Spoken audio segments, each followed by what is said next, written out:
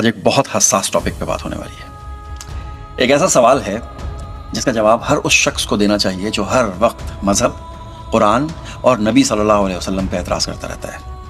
اگر آپ کو خدا نہیں نظر آتا یا آپ اگر خدا کو نہیں مانتے، یہ آپ کا حق ہے، پورا حق ہے۔ اگر آپ یہ سمجھتے ہیں کہ کائنات یہ پوری کی پوری خود بخود وجود میں آ گئی تو یہ بھی آپ کا پورا حق ہے۔ اگر آپ یہ سمجھتے ہیں کہ محمد صلی اللہ علیہ وسلم نبی نہیں تھے، نعوذ باللہ، بلکہ وہ 7ویں صدی کے کوئی عرب کے کام سے انسان تھے، نعوذ باللہ، صحرا میں رہنے والے، یہ بھی آپ کا پورا حق ہے۔ لیکن پھر ایک سوال کا جواب آپ مجھے ضرور دیجیے صاحب، آپ کو ہمارے یقین سے کیوں تکلیف ہوتی ہے؟ اگر آپ کے نزدیک یہ سب ایک انسانی تخلیق ہے تو پھر ہمیں بھی تو ہمارے یقین کے ساتھ جینے دیجیے نا بھائی۔ کیوں تکلیف کرتے ہیں آپ؟ کیوں ہر وقت کمپلینس کرتے رہتے ہیں؟ آپ کہتے ہیں کہ قرآن انسان نے لکھا ہے، نعوذ باللہ۔ آپ کہتے ہیں کہ اس میں بہت ساری تعریفیں ہوئی ہیں، نعوذ باللہ۔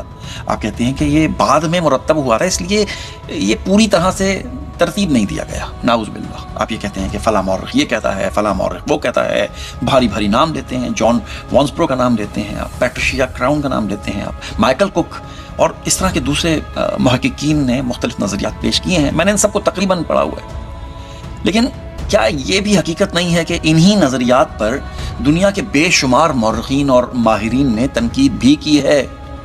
انہیں آپ نے نہیں پڑھا شاید۔ کیا علمی دنیا میں ان پر مکمل اتفاق ہوا ہے؟ ہرگز نہیں۔ یعنی آپ بھی آخرکار کسی نہ کسی انسان کی تخلیق پر یقین کر رہے ہیں اور تحقیق پر یقین کر رہے ہیں۔ آپ کسی محق پر اعتماد کر رہے ہیں اور ہم اپنی تحقیق، اپنے مطالعے اور اپنی روایات پر اعتماد کر رہے ہیں۔ تو پھر آپ کا یقین تحقیق ہے اور ہمارا یقین اندھی تقلید ہے، یہ کیسے ہو گیا بھائی؟ یہ تو دوہرا معیار ہے نا، نہیں ہے کیا؟ اب ایک اور سوال کا جواب دیجیے۔ اگر واقعی ہی محمد صلی اللہ علیہ وسلم ایک عام انسان تھے، نعوذ باللہ، جنہوں نے باقاعدہ کوئی دنیاوی تعلیم بھی حاصل نہیں کی ہوئی تھی، تو پھر انہوں نے ایسی باتیں کیسے بیان کر دیں جو آج بھی تحقیق کا موضوع ہیں؟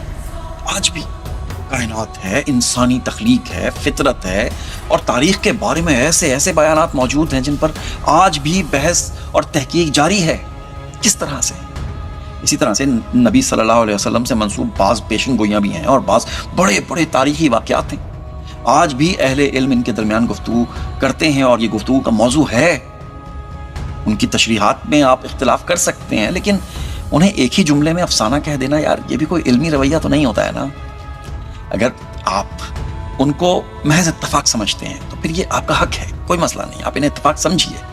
لیکن اگر آپ کو اپنی عقل پر پورا اعتماد ہے تو ہمیں بھی اپنی عقل استعمال کرنے دیجیے نا بھائی، کیوں نہیں؟ ہم نے بھی تو پڑھ رکھا ہے نا، ہم نے بھی سوال کیے ہیں، ہم نے بھی اعتراضات سنے بھی ہیں اور ان کے جوابات بھی سنے ہیں، اور ان سب کے بعد ہی اپنے یقین کو پختہ کیا ہے اور اس یقین تک پہنچے ہیں۔ یہ نہ سمجھیں گے یہ جو دنیا میں 2 ارب سے زیادہ لوگ ہیں، یہ صرف وراثت میں ملی ہوئی بات کو دہرائے جا رہے ہیں۔ بھائی ان میں بڑے سائنسدان بھی ہیں، ڈاکٹرز بھی ہیں، انجینئرز بھی ہیں، پروفیسرز بھی ہیں، فلسفی بھی ہیں اور عام لوگ بھی ہیں۔ آپ عام انسان کے بیچارے کے سوال سن کے جواب دیکھ کر کے آپ کہتے ہیں یار یہ ہے آپ کا ایمان۔ ہر شخص کا ایمان ایک جیسا نہیں ہوتا ہے، نہ نالج ایک جیسی ہوتی ہے۔